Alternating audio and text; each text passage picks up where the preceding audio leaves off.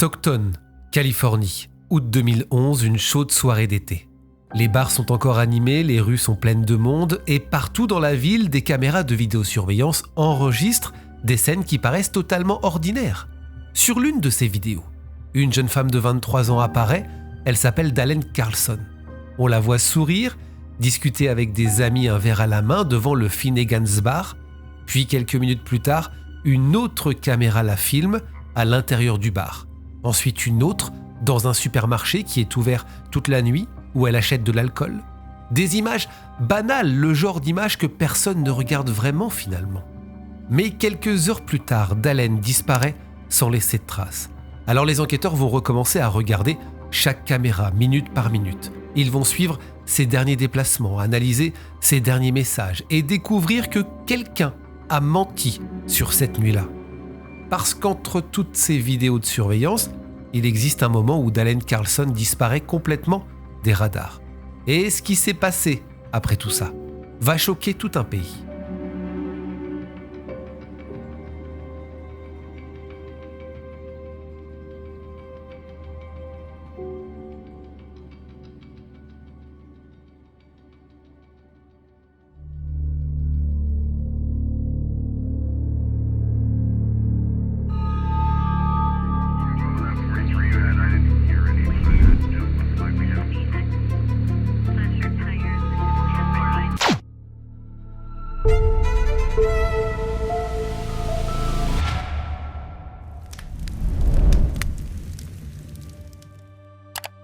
Dalen Janice Carlson est née le 22 février 1988. Ses parents sont Narlene Flagg et David Carlson et elle a une petite sœur qui s'appelle Narja.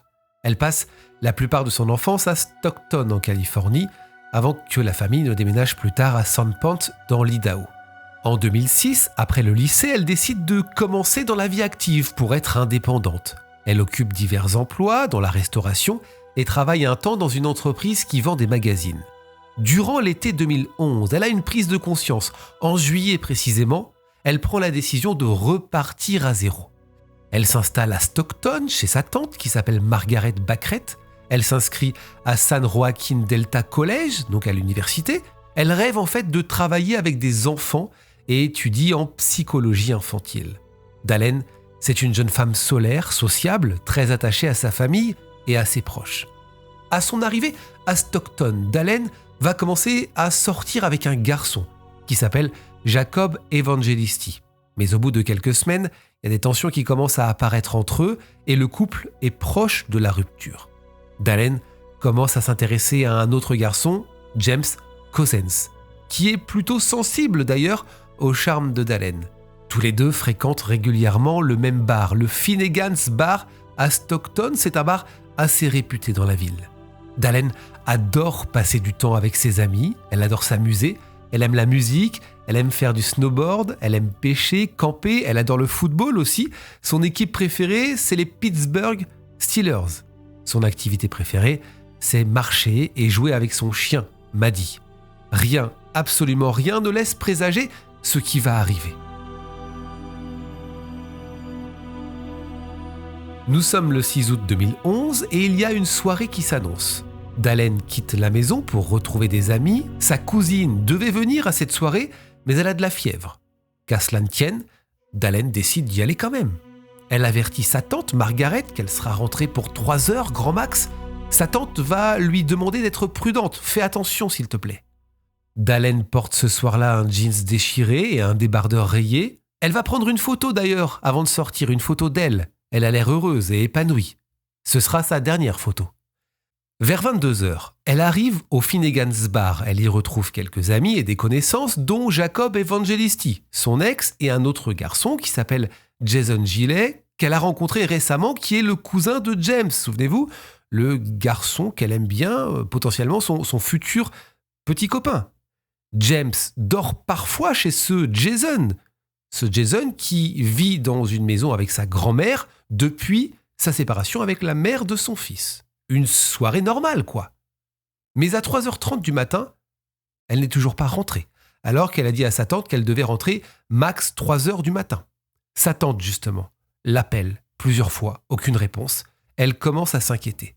Ce n'est pas dans ses habitudes. Margaret sent immédiatement que quelque chose ne va pas. Quelques heures plus tard, Dallin est officiellement signalé disparu. Et à partir de là, les enquêteurs vont s'intéresser à la soirée de Dallin. Que s'est-il passé? Qu'a-t-elle fait? Et ils vont aussi s'arrêter sur sa vie amoureuse, sa vie intime, sur les hommes qu'elle côtoie. Jacob, son ex, James, potentiellement son futur. Et puis on va s'intéresser aussi à ce garçon qui était présent à cette soirée, ce fameux Jason Gillet. Jacob est alors interrogé. Il est arrivé au Finnegan's Bar environ 30 minutes avant Dallin, c'est ce qu'il raconte. Jason et Dallin sont arrivés un peu plus tard. Il explique qu'ils ont eu une discussion tous les deux avec Dallin et que c'est à ce moment-là qu'elle a rompu avec lui. Il devient rapidement le suspect numéro 1. Il a un mobile. Et il semble sûr de sa version des faits. Il parle très ouvertement avec la police sans ne rien cacher. Il raconte « Oui, c'est vrai qu'on a rompu. Oui, je suis déçu, mais je n'ai rien fait à Dallin. Je n'aurais jamais pu lui faire quelque chose de mal. » Lorsque Jacob quitte le bar, il reçoit un SMS de Dallin, c'est ce qu'il raconte, qui lui dit qu'elle est partie avec Jason pour prendre une bouteille et retourner chez lui pour, je cite, « prendre des shots ». Jacob ne la croit pas. Il ne la croit pas, alors il envoie un message à celui qui est directement intéressé, Jason, en lui demandant « Est-ce que Dallin est avec toi ?» Jason répond négativement et déclare qu'il est à l'hôpital avec son fils, qu'il a dû partir précipitamment. Dallin essaiera d'appeler 12 fois Jacob. À 5h02 du matin, Dallin envoie un texto à Jacob qui dit « Je rentre chez moi ». Il répond « Ok ». Quelques minutes plus tard, elle lui envoie « Je t'aime » et il répond « Je t'aime Dallin ». À 6h31, Jacob lui renvoie un texto, c'est un point d'interrogation, mais elle ne répond pas. Il y a ensuite une série d'échanges de SMS entre Dallin et James. James, d'ailleurs, il n'était pas à Stockton cette nuit-là. Son alibi est solide, il était avec son église dans une autre ville. C'est confirmé par plusieurs personnes. À minuit 5, ce matin-là, le 7 août 2011, Dallin envoie donc un SMS à James en disant « Je dors chez Jason sur le canapé ». À minuit 46, Dallin envoie un texto, encore une fois à James, en disant « On va prendre une bouteille ». James est contrarié. Il est contrarié par l'attitude de Dallin. Il lui conseille de ne pas faire de bêtises, de ne pas se laisser saouler. Voici ce qu'il lui dit « Je ne veux pas que tu couches avec lui. Ça me ferait mal ». Dallin et James continuent d'échanger des messages jusqu'à 2h15 du matin. Et toujours à distance, évidemment, puisque vous avez compris que James n'est pas à Stockton. À 8h23, James envoie un message à Dallin en lui disant « Ça va ?» Pas de réponse. À 9h22, James insiste « Je voulais juste te dire bonjour et j'espère que ça va. Tu as arrêté de m'envoyer des messages hier soir. J'espère que tu n'as rien fait de stupide. Tu me manques énormément. Envoie-moi un message quand tu seras vivante, lol. » À 11h17, James reçoit un texto du téléphone de Dallin indiquant qu'elle rentre à pied depuis Country Club Boulevard à Stockton. Le dernier message du téléphone de Dallin est envoyé à 11h25 alors qu'elle rentre soi-disant chez elle. Vous l'avez compris, les sentiments de Dallin envers les deux hommes ne sont pas très clairs. Elle a encore des sentiments pour son ex, mais elle se rapproche de James et en même temps, elle traîne avec ce Jason. D'ailleurs, ce Jason est enfin interrogé. Il affirme qu'après le départ de Jacob du bar, lui et Dallin sont restés un peu, histoire de boire un verre, mais qu'il a dû partir parce que sa grand-mère l'a appelé au sujet de son fils qui était malade. Et donc, il a dû se rendre à l'hôpital. Je vous rappelle qu'il vit dans la maison de sa grand-mère. Il est séparé de la mère de son fils. Il n'a pas revu Dallin depuis. Les autorités se mobilisent pour rechercher la jeune femme, c'est le plus urgent. Les pompiers fouillent la rivière, aucune trace de Dallin. La police commence alors à reconstituer ses derniers mouvements en se basant sur les images de vidéosurveillance. Et c'est là que les images de vidéosurveillance donc entrent en jeu, à commencer par le début de soirée, le bar. Les caméras de vidéosurveillance montrent l'extérieur du bar. On y voit Dallin discutant, un verre à la main. Il est minuit 30.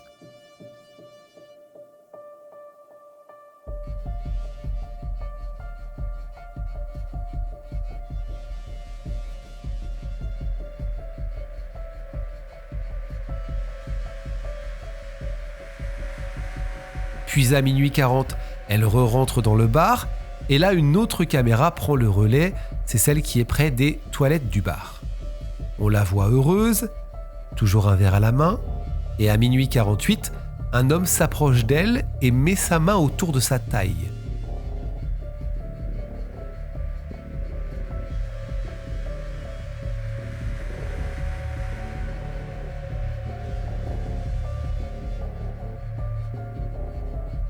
Dallin s'écarte et va aux toilettes. L'homme fait comme si de rien n'était.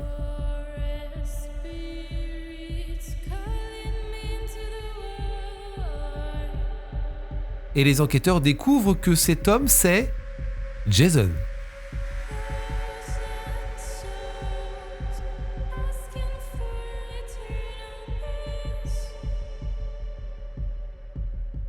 Puis à l'extérieur du bar, on retrouve Dallin et Jacob ensemble en pleine discussion, la fameuse rupture, la fameuse discussion de rupture.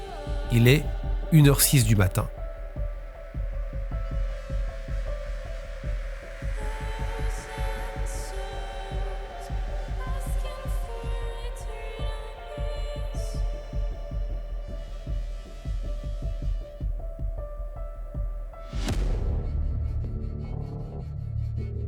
À 1h09, Jacob re-rentre dans le bar, tandis que Dallin reste à l'extérieur.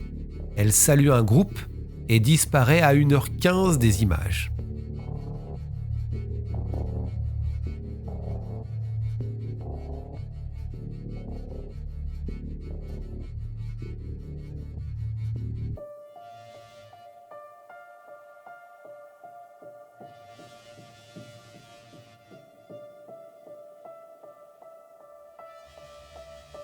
Mais une autre caméra va particulièrement être précieuse pour l'enquête. Un peu plus tard, elle filme Dallin et Jason dans un supermarché qui s'appelle le Food for Less. Ils achètent de l'alcool. Ils sont calmes. Il est 1h28. Il n'y a aucun signe de contrainte apparente ou de tension entre eux.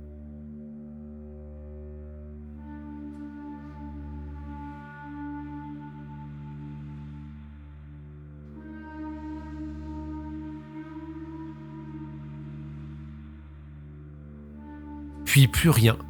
Dallin disparaît complètement des écrans radars.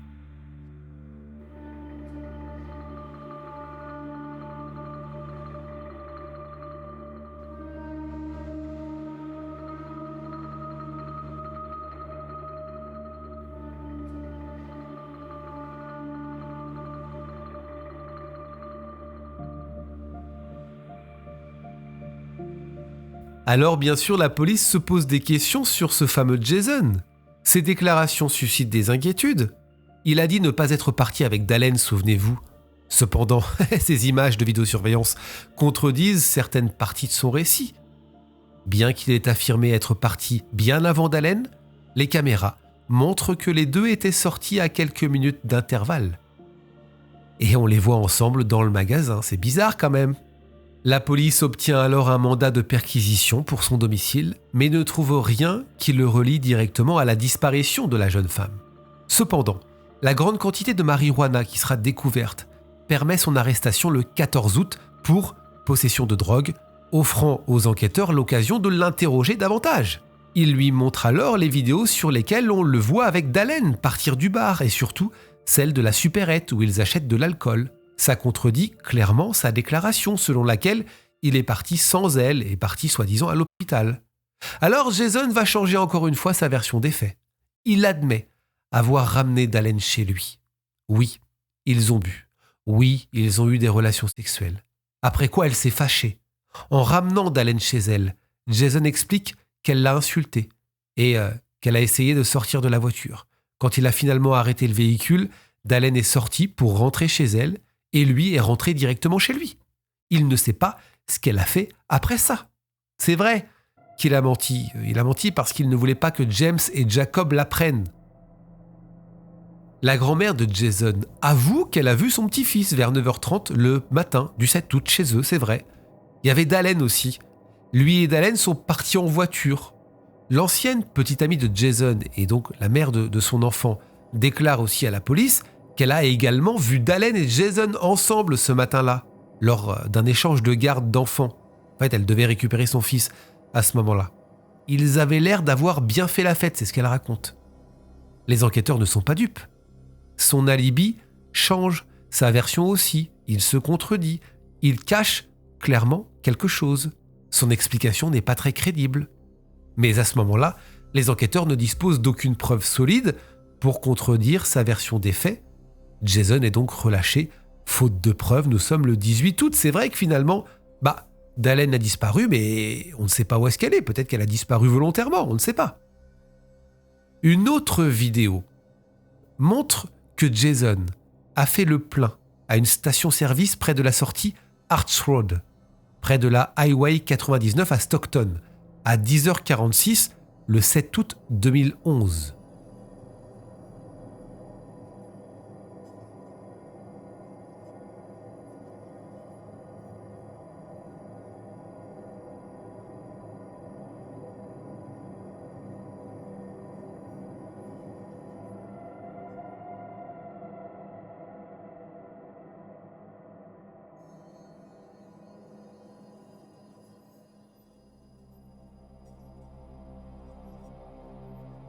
Les enquêteurs sont convaincus que Jason est derrière tout ça, mais ils n'arrivent pas encore à le prouver. Jusqu'au 15 octobre 2011, un agriculteur découvre un corps en décomposition dans un champ de maïs, près d'Escalon, à plus de 30 km de Stockton. Et ce sont malheureusement les restes de Dallin, confirmés par le dossier dentaire 48 heures après la découverte du corps. La décomposition de son corps est cohérente en plus de ça avec son décès le 7 août 2011.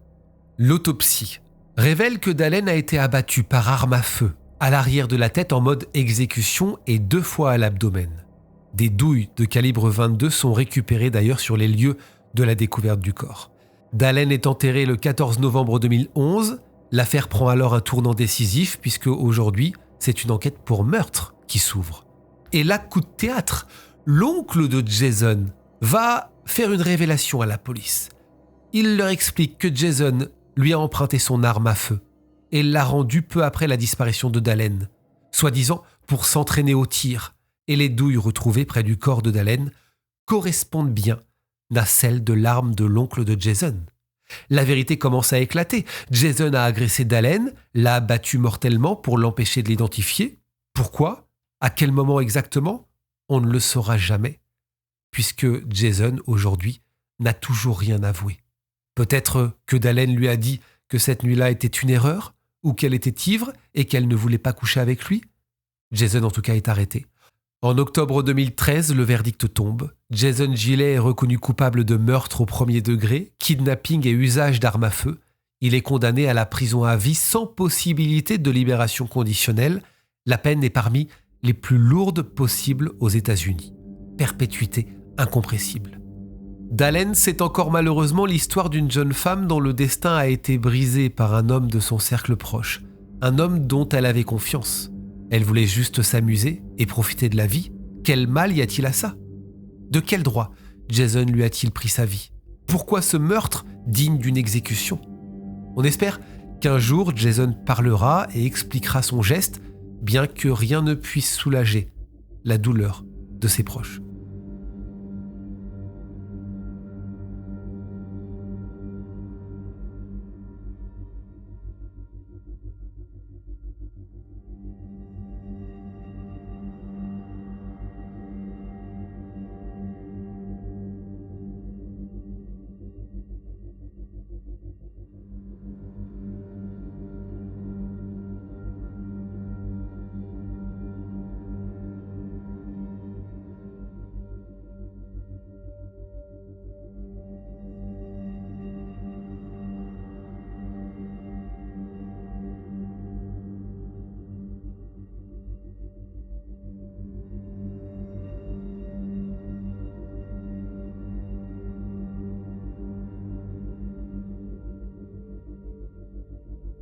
Voilà, c'est la fin de cette vidéo. Merci beaucoup de l'avoir suivi jusqu'au bout. Je voudrais juste terminer par une petite clarification parce que je reçois pas mal de messages et de mails aussi qui me reprochent ça.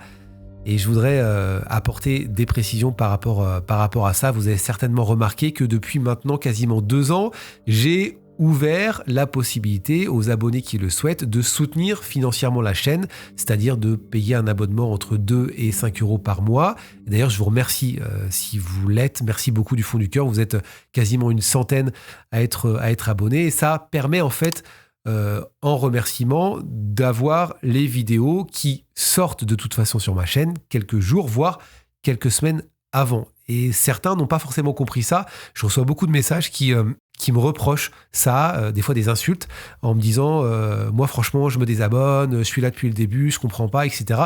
Sachez les amis, détendez-vous que ces vidéos de toute façon vont sortir sur la chaîne, elles sont prévues de sortir, c'est juste un privilège pour les abonnés qui soutiennent donc la chaîne financièrement. Ça leur permet d'avoir quelques jours et des fois quelques semaines à l'avance, d'avoir ces vidéos, une sorte d'avant-première, voilà. Mais de toute façon les vidéos vont sortir, quoi qu'il en soit, sur la chaîne YouTube. Donc ne m'en voulez pas, il n'y a rien de méchant, c'est juste une sorte de remerciement. Je préférais clarifier un petit peu les choses. D'ailleurs, si vous allez sur ma chaîne YouTube et que vous regardez, vous allez certainement voir qu'il y a des vidéos qui sont déjà programmées pour cet été notamment et qui sont ouvertes pour certaines à ses membres, mais qui vont sortir de toute façon sur la chaîne. Voilà. D'autres le font sur d'autres plateformes. Moi, je le fais sur YouTube parce que YouTube a ouvert cette possibilité. Il y a des YouTubeurs qui le font, d'autres qui ne le font pas. Chacun fait ce qu'il veut, mais ne m'envoyez pas de mail en m'insultant ou en commentaire en me le reprochant vivement. Il y a rien de mal. Les vidéos vont de toute façon sortir. Voilà. De toute façon, on se retrouve la semaine prochaine, vous le savez. Prenez soin de vous et n'oubliez pas, la vérité n'est jamais très loin. Salut.